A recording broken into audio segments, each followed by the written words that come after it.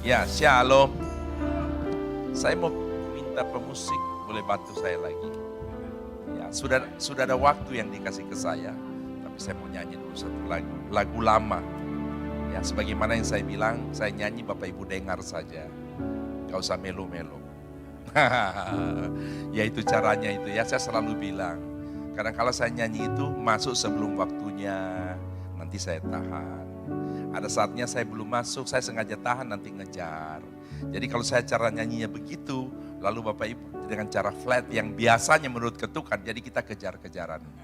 Sudahlah, lagu yang mengatakan saya mau iring Yesus sampai selama-lamanya. Di sebuah gereja di Surabaya ini saya tidak mau sebut. Waktu kalimat meskipun saya susah menderita dalam dunia, itu kan syair lagu itu. Begitu selesai ibadah saya ditahan sama seorang pengusaha. Ya, anak Tuhan juga yang setia. Dia dengan tegas bilang sama saya tidak suka. Saya anak Tuhan. Dia ganti kalimat meskipun saya susah menderita dalam dunia, dia tidak mau kalimat itu. Tidak cocok dengan anak Tuhan. Nah, saya cuma pikir mungkin dia lupa. Yesus sendiri bilang, yang ikut aku pikul salib, ya. Setiap hari, menyangkal diri, pikul salib setiap hari. Saya tidak tahu dia pakai teori yang mana, ya. Tapi bagi saya lagu ini pun tercipta tentunya lewat pengalaman-pengalaman ya. Maaf kalau yang sekarang, lagu sekarang bagus-bagus. Cuman beda landasannya dasarnya. Kalau dulu ada orang yang mengalami satu persoalan, lalu lewat persoalan itu tercipta sebuah lagu, ya. Oke. Saya mau iring Yesus, saya mau iring Yesus sampai selama-lamanya. Oh, saya mau iring Yesus, saya mau iring Yesus sampai selama-lamanya. Meskipun saya susah menderita dalam dunia, saya mau iring Yesus sampai selama-lamanya. Saya mau iring Yesus, saya mau iring Yesus sampai selama-lamanya. Oh, meskipun saya susah menderita dalam dunia, saya mau iring Yesus sampai selama-lamanya. Oh, meskipun saya susah, oh menderita dalam dunia, saya mau iring Yesus sampai selama-lamanya. Saya mau iring Yesus sampai selama-lamanya.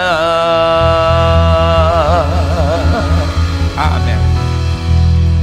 Terima kasih, Tuhan Yesus memberkati. Nah, kita akan segera masuk saja. Kepada Tuhan saya bersyukur, kepada Bapak Gembala dan staf pelayan, terima kasih buat kesempatan yang diberikan dengan pesan undang mane. kapan-kapan. Puji Tuhan. Hari ini saya akan berbicara tentang kesetiaan. Nah, ada kaitan dengan lagu tadi ya. Hanya orang yang setia yang bisa punya komitmen. Mau senang hidup ini, mau susah. Kalau itu seizin Tuhan, Rasul Petrus berkata kalau seizin Tuhan kita mengalami pencobaan, anggap saja itu suatu kebahagiaan. Katakan amin. Bukan berarti kita mau kita mengalami menderita, bukan. Kalau Tuhan mengizinkan kita hadapi dan kita punya keyakinan, kita tidak sendiri. Bersama Tuhan kita menghadapinya, ada janji kita pasti menang. Melewati semua ya. Kita akan bicara tentang hidup dalam kesetiaan. Itu tema saya malam ini, hidup dalam kesetiaan. Ya, saya punya keyakinan semua kita yang ada pada malam hari ini, dalam ibadah kita, semua menginginkan menjadi satu pribadi yang setia terhadap orang lain. Ya, mau siapapun, khususnya dalam konteks keluarga tentunya, tapi dengan siapapun, kita makhluk sosial yang bersosialisasi dengan satu dengan yang lain, kita semua ingin secara pribadi saya lebih dulu. Saya ingin menjadi pribadi yang setia terhadap orang lain. Ya.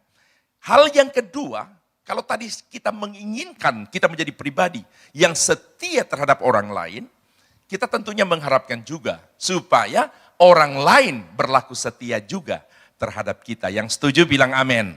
Nah, jadi tema kita sekali lagi hidup dalam kesetiaan. Saya mengambil sebuah ayat menjadi dasar dari khotbah saya, Amsal 20 ayat yang ke-6.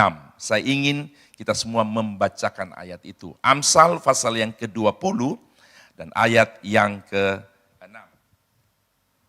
Duduk saja tidak mengapa, kita akan baca bersama ya. 2, 3. Banyak orang menyebut diri baik hati. Tetapi orang yang setia, siapakah menemukannya? Coba jemaat saja tanpa saya. 2, 3. Ya. Baik, puji Tuhan. Nah, firman ini merupakan kata-kata bijak dari seorang yang sangat berhikmat. Itulah Salomo.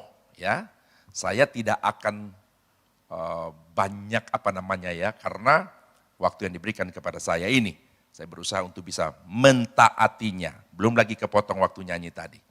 Nah, secara tersirat, Salomo yang saya katakan tadi seorang yang begitu berhikmat karena waktu Tuhan tawarkan kepada dia, minta apa? Dia justru minta hikmatnya. Dan Tuhan mengaruniakan kepadanya sampai dikatakan tidak ada di kolong langit ini orang seperti Salomo. Seorang yang penuh dengan hikmat. Secara tersirat, Salomo membandingkan antara yang namanya baik hati dengan setia. Ya. Banyak orang menyebut diri baik hati. Ya. Tapi orang yang setia siapakah yang menemukannya? Jadi secara tersirat di dalamnya, ya, Salomo coba membandingkan antara baik hati dan yang namanya setia. Nah, dalam perbandingannya itu, ini saya menemukan, Salomo menyatakan bahwa setia menempati urutan pertama dari dua yang dibandingkan. Ya, baik hati, setia. Ya. Mana yang lebih utama dari dua ini? Saya temukan bahwa Salomo menyatakan bahwa setia itu menempati urutan pertama. Berarti satu dari dua. Ya, nomor satu dari dua. Bahkan secara spesifik, Salomo menyatakan bahwa setia atau kesetiaan itu bukan sekedar yang utama, tapi yang terutama atau yang paling utama. Sedangkan paling utama saja itu tergantung bagaimana cara kita mengucapkan kalimat paling utama. Misalnya begini, Pak Herman, kalau ini menurut Pak Herman bagaimana? Yang utama mana? Kalau begini, oh kalau yang ini paling utama. Itu biasa saja, paling utama. Tapi ini paling utama. Ini kalau Pak Gembala yang ngomongin, paling utama. Kayak ngomongnya Pak Gembala tuh. Jadi secara spesifik, dari mana saya katakan secara spesifik, Salomo menempatkan bahwa setia itu hal yang terutama dalam segala hal. Ya. Coba kita baca ayatnya. Amsal 19 ayat 22a saja. Amsal 19 ayat 22 bagian A. Ya. Sudah? Oke, 23. Sifat, semua kita baca, 23. Sifat yang diinginkan kepada seseorang ialah kesetiaannya. Ulang, 2, 3. Sifat yang diinginkan pada seseorang ialah kesetiaannya. Jadi lebih nyata lagi. Kalau tadi saya coba mencari di mana dalam perbandingan Salomo dan saya katakan memang setia itu. Nah, akhirnya Salomo sendiri juga yang menyatakan yang diinginkan dalam diri seseorang kesetiaannya, ya. Saudara, dalam keseharian kita terkadang bahkan mungkin pernah kita diperjumpakan dengan seseorang yang nampak baik hati. Dari mana? Dari sikap, dari apa? Perbuatan, dari perilaku, ya. Jadi kita diperjumpakan dengan seseorang yang nampak orang itu baik hati. Dari sifatnya, sikap, kemudian dari perbuatannya. Bagaimana kita bisa katakan bahwa orang itu baik hati? Mungkin melalui satu peristiwa singkat. Kita langsung mencap orang ini baik. Sementara kita belum mengenal jauh ke dalam pribadi itu. Dalam satu peristiwa singkat. Contohnya begini. Kalau kita naik mobil, lalu kita di perapatan, Sutomo, lalu kita melihat ada seseorang yang membagi-bagikan makanan kepada pemulung, kepada pengamen, kepada orang-orang miskin. Nah, saya mau beritahu, ketika mata kita melihat, tersirat di hati, pikiran kita. Kalau betul, bilang amin. Kita pasti secara otomatis berkata, orang ini baik. Betul apa tidak? Jadi tanpa kita sadari, kita langsung menyatakan bahwa orang ini baik. Sementara kita belum mengenal pribadi orang itu lebih jauh. Hanya lewat satu peristiwa singkat, kita langsung menilai bahwa orang ini baik.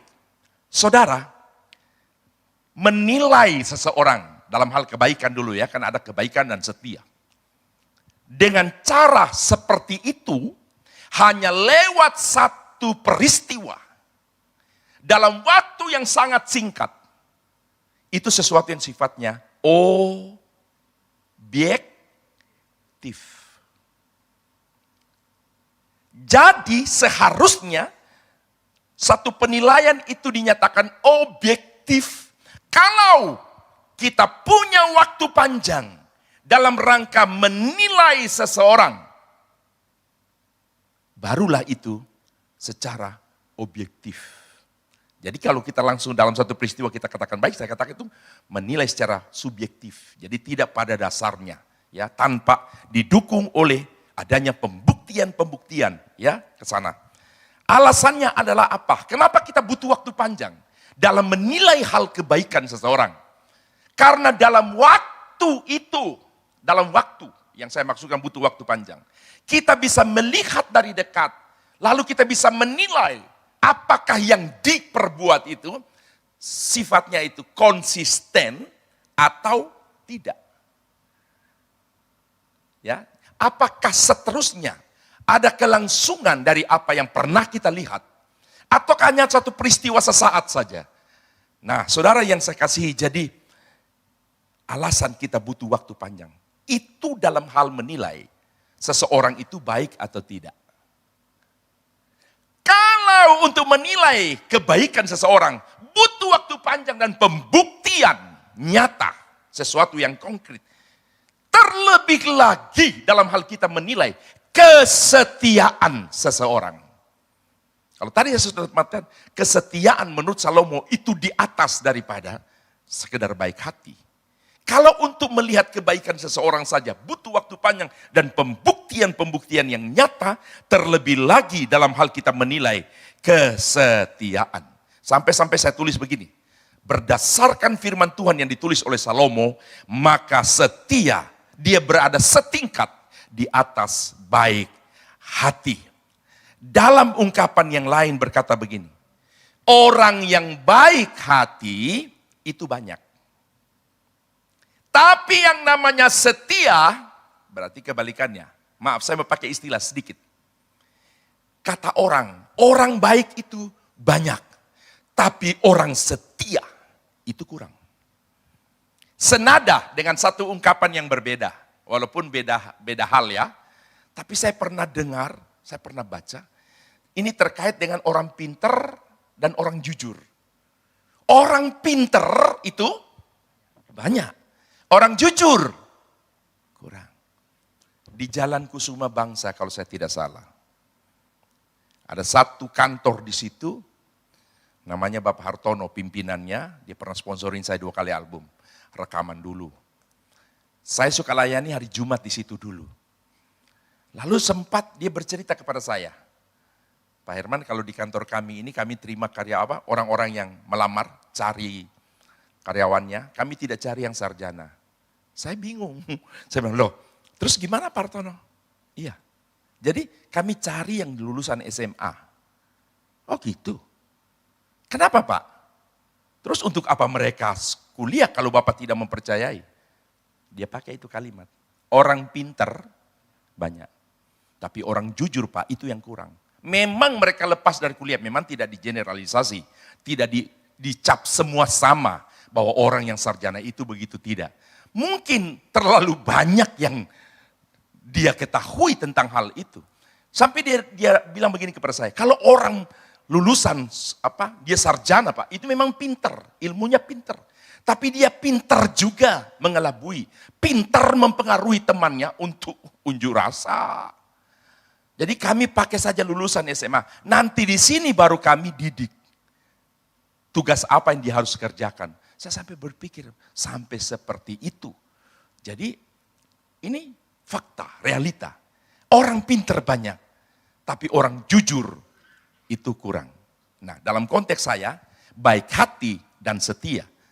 Orang baik hati banyak, tapi untuk mencapai tahap setia, itu kurang. Yang setuju bilang amin. Oke. Nah, bagaimana pembuktiannya? Untuk mengetahui orang itu baik hati, untuk mengetahui lebih lagi bahwa orang ini setia, ada kalimat berkata begini, dalam segala sesuatu, waktulah yang akan menjawab atau membuktikan. Waktu yang membuktikannya.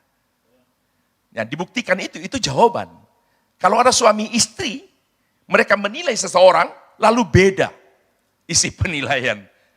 Suaminya bilang, nek nurut aku wong iku apik. Istri bilang, nek mama ya enggak. Abi mah, enggak percaya. Loh dasarmu apa? Instingku ngomong ngono. Aku iki punya indera keenam Pak. Untuk nilai seseorang. Nek nurut aku enggak. Ma, ojo ngono tuh Ma. Percaya. Kalau suami istri punya penilaian semacam ini, lalu siapa yang betul di antara dua? Thank you Pak. Jolali saya yang mau ya, undang mana Pak. Loh itu karunia saya. Enggak ada malunya. Kalau pendeta lain kan malu tuh Pak. Ngomong undang mana kan. Nih aku yo ngomong. Sampai dulu pernah saya ngomong tuh. Berani waktu lama aku enggak diundang. Aku teko dewe. Panitia gembala, staf pelayan, bingung kabeh. Saya ngundang Pak Herman sapa? Ya mbak. Sampai semua serba sungkan. Aku teko yot, aku tak pakai dasi. Tambah bingung mana. Iki saya ngundang sapa? Padahal saya datang di sini, kalaupun saya datang pakai dasi, saya menjadi pendoa bagi yang khotbah. Amin.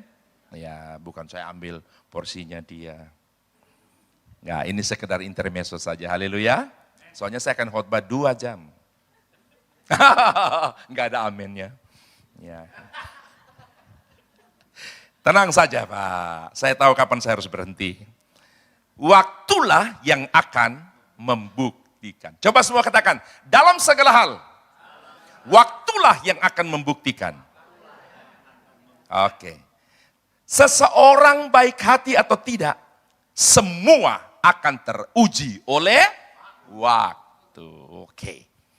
Nah, dalam realitanya, yang namanya baik hati itu ternyata ada batasnya. Itu sampai pada tahap baik hati. Ada batasnya. Seperti satu orang yang hidupnya sederhana tapi baik hubungannya, ada satu engkong yang memang kaya. Dia bilang, lu punya butuh apa? Tepoe, kaya. Pokoknya oi jami, semua lu butuh. Lu tepo oi pasti bantu lo ya. Belum ada kebutuhan ya, dianggap biasa. Satu waktu dia butuh. Dia pergi ke tempat orang itu. Ayah, lu pasti punya perlu. Sekarang lu ngomong apa aja, oi pasti kasih lu uang. Saya butuh 50 juta, ayah, dia langsung suruh, sampai kasih uang 50 juta. 2 minggu lagi datang, lu perlu berapa uang lagi? 25 juta, tapi uang kasih 25 juta ya. Lama-lama 10 juta, dia mulai mikir, kotak-kotak terus wong iki. Lama-lama, dia masih kasih yang 10 juta, lama-lama dia pesan, bilang saya enggak ada. Karena dia lihat dari jauh. Baik hati, ada batasnya. Tapi yang namanya setia sampai pada akhirnya, bilang amin. Coba bilang baik hati ada batasnya. Bilang setia sampai pada akhirnya. Tergantung dalam konteks mana. Nah, terkadang kita terlanjur menyanjung seseorang. Seperti yang tadi itu, yang kita lihat dalam peristiwa sesaat. Terus aku difoto terus, Rek. Tak bikin kaya saya. Ayo foto lagi. Biar hasilnya apa yang ngono loh. Ya gitu. Timbangannya aku ngene. Kan bisa, nanti mereka repot milihnya. Tapi kalau saya begini kan, apalagi miring begini. Saya sudah lihat di cermin. Saya dapatkan informasi 100%. Saya ganteng dari depan. Tapi cermin mengatakan, samping lebih ganteng. Lihat saja. Senyum sedikit lagi toh. Layar sana membuktikan tuh. Deloi loh. Loh, masalahnya kenapa saya harus begini? Kalau aku ndak gini tuh nggak sesuai dengan hati gembala. Jadi mau ndak mau aku harus lucu-lucu yang ini. Iya, koncoku lawas iki loh. Iya toh. Tadi lagi asik ngobrol membelakangi sini, saya langsung bilang sama Yosua ya. Putra gembala. Saya bilang koncoku si ngomong lagi training. Pemain bas di training, nek main ku ngene. Pemain bas juga konco lawas. Nah saudara, kita terlanjur menyanjung seseorang. Menilai dia, pokoknya rasanya nggak ada orang sebaik dia. Tapi pada ujungnya yang kita dapatkan apa? Kita menuai apa? Kekecewaan. Dari yang begini. Nek ngene ya lah. Belakang begini. Loh aku nggak nyangka.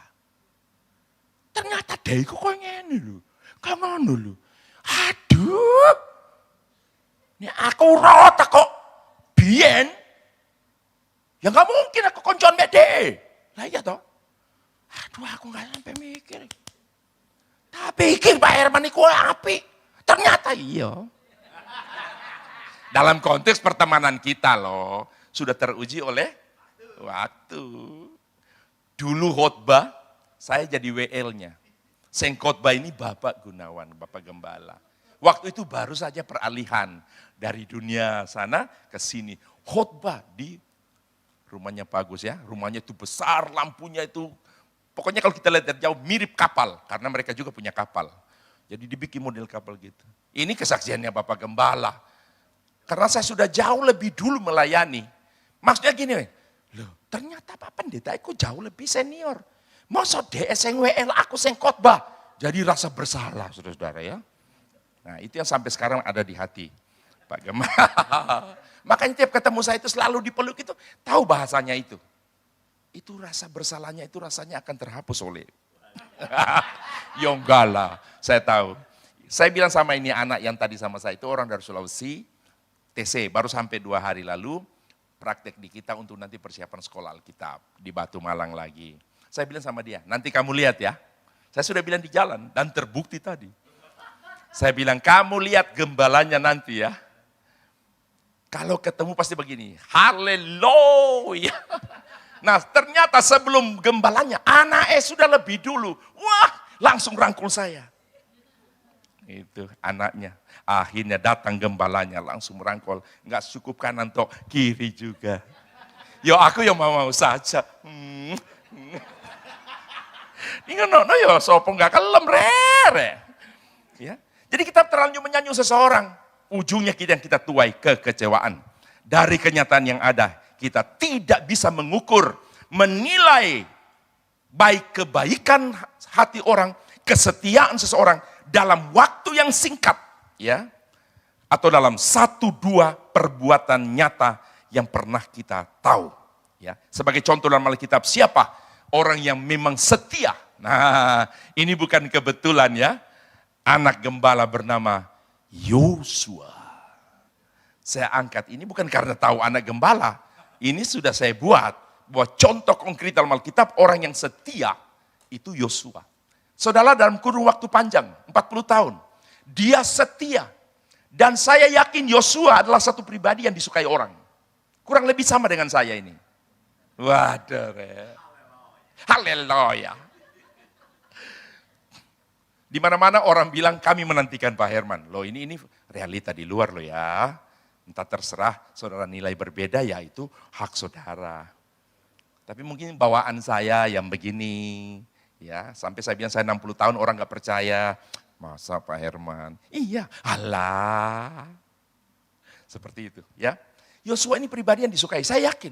Tapi untuk waktu yang panjang 40 tahun, Yosua tidak memanfaatkan simpatinya orang terhadap pribadinya untuk supaya bisa kudeta pemimpinnya namanya Musa. Untuk dia coba-coba merampas kedudukannya Musa. Enggak. Sampai pada waktunya di mana Tuhan yang menempatkan dia memimpin bangsa Israel. Bisa bilang amin? Setia. Mengukur kesetiaan panjang waktu. Dan pembuktian-pembuktian nyata. Apa yang Musa perintahkan, dikerjakan. Mau berperang, pilih, dia lakukan. Ya. Jadi Yosua orang yang membuktikan kesetiaan dalam kurun waktu yang panjang. Kalau manusia membutuhkan seseorang setia kepadanya, saya mau beritahu, terlebih lagi Tuhan yang kita percaya, bilang amin. Tuhan pun mengharapkan kita menjadi orang percaya, menjadi orang Kristen, lebih lagi menjadi jemaat KAB yang tidak hanya sekedar baik, tapi menjadi anak Tuhan KAB, keluarga Allah blessing yang setia. Haleluya. Tepuk tangan dulu bagi Allah kita. Kenapa? Alasannya adalah karena hanya orang yang setia yang akan mengalami janji-janji Allah, khususnya dalam hal kehidupan yang kekal. Matius 24 ayat 13 berkata begini, tetapi orang yang bertahan sampai pada kesudahannya akan selamat. Saya mau beritahu, siapakah orang yang bertahan sampai kesudahan? Karena dunia ini sekarang pun tidak baik-baik saja, dan bisa saja makin hari makin tidak baik kondisi dunia ini, di mana perjalanan langkah iman kita akan terus dihadang oleh musuh besar kita, iblis. Itu bisa saja. Tapi orang yang setia tak akan pernah undur selangkah jua pun. Bilang amin. Seperti tadi, meskipun saya susah, saya mau iring Yesus. Kalau tidak salah lagu tercipta dari seorang yang terima Yesus. Dan ketika dia dihajar habis, ditanya masih cinta Yesus? Dia bilang sekali maju tak ada langkah untuk pulang. Bilang amin. Sekali percaya Tuhan, tidak ada langkah untuk menyangkal Tuhan. Nah saudara, orang bertahan sampai akhir pasti selamat. Orang yang bertahan sampai akhir adalah orang-orang yang setia. Yesus memberikan perumpamaan juga tentang hal setia, tentang 3 orang yang menerima talenta. 1 5 talenta, yang 1 2 talenta, yang 1 1 talenta. Yesus berkata, maka kata tuannya, Matius 25:21, itu kepadanya, baik sekali perbuatanmu itu, hai hambaku yang baik dan setia. Engkau telah setia dalam perkara kecil, aku akan memberikan kepadamu tanggung jawab dalam perkara yang besar. Masuklah dan turutlah dalam kebahagiaan Tuhanmu. Itu untuk penerima 5 talenta. Penerima 2 talenta kalimatnya sama, tidak perlu saya baca. Saudara, ini kaitannya sebetulnya perumpamaan ini bicara tentang nanti. Kehidupan yang abadi, bukan bicara di dunia ini perumpamaan. Masuklah dalam kebahagiaan Tuhanmu. Ini bicara nanti sampai ke sorga. Nah saudara yang saya kasihi, di dalam perumpamaan ini, waktu yang dimaksud ketika Tuhan itu akan pergi, dia berikan talenta, ini waktunya. Sampai dia balik. Jadi berapa panjang waktu kita tidak tahu. Itu juga gambaran kita sekarang sampai waktu di mana Tuhan akan datang. Bisa bilang amin? Dalam waktu ini, apa yang kita perbuat? Nah, Tuhan mau dengan kesetiaan kita iring dia sampai di dalam itu. Tuhan juga tidak mau menang-menang sendiri. Kalau kita setia, kita juga pasti diberkati oleh Tuhan.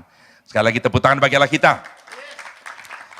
Masih terkait dengan tanggung jawab talenta. Orang yang setia ternyata bertanggung jawab atas apa yang dipercayakan Tuhan Tuhan kepadanya. Terlebih dalam konteks kita orang percaya, kalau kita orang setia, apapun yang dipercayakan Tuhan lewat gembala. Guru-guru sekolah minggu ada malam ini? Jangan pernah menganggap pelayanan itu pelayanan yang rendah dan kecil karena tidak terlihat oleh mata umum. Saya mau beritahu, hari ini yang engkau layani kecil. Nanti tiba-tiba sadar-sadar engkau, dia sudah lagi main tamborin di depan. Lama-lama sudah jadi worship leader. Ada kebanggaan tersendiri di sini. Ini orang yang saya layani dengan kesetiaan. Bisa bilang amin? Masa kita berlalu, dia yang ganti posisi kita. Tadi Bapak Gembala sempat bilang saya tanya gereja Bapak, oh gereja satu di Suturojo ya? Satu di sini, satu lagi dibangun. Lalu bagaimana cara bagi waktu saya tanya? Pak Gembala bilang, Yosua juga kan sudah pendeta, sudah melayani. Oh iya. Baru Pak Gembala titip. Siapa lagi yang bisa meneruskan? Kalau bukan anak. Ini bukan nepotisme. Nanti ngomong ngene, iya toh? Ono orang yang ngeras ngono Pak. Iki pasti nepotisme. Teko bapak, kemudian anak. Tidak dalam rangka itu. Maaf ya kalau gereja GPDI saya. Pimpinan kami, dia sudah bilang ulang-ulang. Kalau gembala meninggal, saya lihat istrinya dulu. Karena kita istri pun bisa jadi gembala, kalau di kita. Kalau istrinya kurang mampu, kita lihat ada enggak anaknya. Bukan nepotisme dia bilang. Tidak ada di anggaran dasar. Dinasti begitu, dari sini turun. Enggak. Tapi kita hargai dulu. Karena mereka tahu bagaimana perjuangan seorang gembala. Ya. Nah, Pak Gunawan ini mulai dari tempat dulu di daerah Kenjeran sana ya. Waduh, tempat-tempat yang susah-susah bagi saya itu. Di TP, ruangannya cilik, duwe akeh, ya. Bagaimana berjuang sampai pada akhirnya Tuhan bisa berikan gedung ini. Bilang amin. Walaupun mungkin masih sewa. Akhirnya bisa beli yang satu di sana, dan sekarang sudah dibangun dengan izin yang lengkap. Puji Tuhan. Tepuk tangan lagi bagi Allah kita. Nah, saudara, jadi orang setia pasti bertanggung jawab atas apa yang dipercayakan. Dalam konteks di gembala juga, Tuhan yang mempercayakan, bukan Tuhan. Tuhan percayakan kami menggembalakan. Nah, sebisa semaksimal kami mau laksanakan dan puji Tuhan. Saya hitung-hitung waktu saya jadi gembala, sudah 37 tahun. Pak, gembala sudah berapa tahun? Kira-kira? 19. Saya sudah 37 tahun, start dari awal ke Embong Malang itu, ke Bangseren ya. Hanya dengan satu kakak. GPDI itu unik, satu kakak jadi gembala. Nanti simpatisan datang. Tapi saya sudah lihat ke Bangseren itu lingkaran di tengah kota. Tidak mungkin orang dari luar datang. 2 tahun cukup kontrak, saya pergi jauh sana. Ya, cari pelayanan di Wiyung sana. Sampai hari ini, dan Tuhan juga sudah berkati kami dengan sebuah gereja yang luar biasa. Ya, puji Tuhan. Orang baik belum tentu setia, tapi orang setia pasti baik. Saya akan akhiri saja dengan beberapa hal. Saudara cukup berkata amin tentang orang yang setia. Saya mau semangat, Bapak Ibu juga harus semangat juga. Kalau tidak semangat, saya ulang-ulang. Ini khotbah penuh ancaman. Ya, orang yang setia adalah orang yang memiliki rasa hormat yang tinggi kepada Tuhan. Kurang kenceng. Lanjut. Orang yang setia adalah orang yang memiliki cinta kasih yang sejati kepada Tuhan. Orang yang setia adalah orang yang menempatkan Tuhan di atas segala-galanya. Orang yang setia adalah orang yang menyerahkan hidupnya sepenuhnya kepada Tuhan. Orang yang setia adalah orang yang bertanggung jawab atas tugas dan kepercayaan yang diberikan. Orang yang setia adalah orang yang berpikir positif tentang orang lain, bukan keburukannya. Orang yang setia adalah orang yang tidak menuntut untuk Tuhan lakukan apa yang menjadi haknya. Dia berserah penuh apa yang Tuhan buat. Dia selalu berkata baik. Orang yang setia adalah orang yang selalu bersyukur atas segala sesuatu yang Tuhan izinkan dia alami. Dan orang yang setia adalah orang yang konsisten dari apa yang menjadi komitmen dan janji-janjinya kepada Tuhan. Hiduplah dalam kesetiaan. Sampai satu hari kelak, ketika Tuhan datang, ada satu lagu berkata, kalau namaku dipanggil, ku ada. Why? Jadi orang Kristen yang hanya subur kelihatan seperti pohon ara yang tidak ada buah. Ada orang Kristen begitu kelihatan subur, tiap ibadah ada. Tapi Tuhan yang menilai semua. Makanya saya katakan, milikilah hati yang betul-betul mencintai Tuhan. Bisa bilang amin? Jangan ke gereja hanya sungkan gembala. Aku nih enggak nang gereja, ditelepon aja terus. Bu gembala itu, telepon aja. Ya wes timbangannya ngono yuk. Teko aja. Kalau itu dasar engkau ke gereja, engkau bukan menjadi anak Tuhan yang setia. Tapi kalau saya lihat wajah-wajahnya Pak, setia KB gitu Pak. Itu tadi cuma contoh. Di gereja lain ada begitu, tapi KAB, waduh semuanya baik. Tuhan Yesus memberkati kita semua. Oke.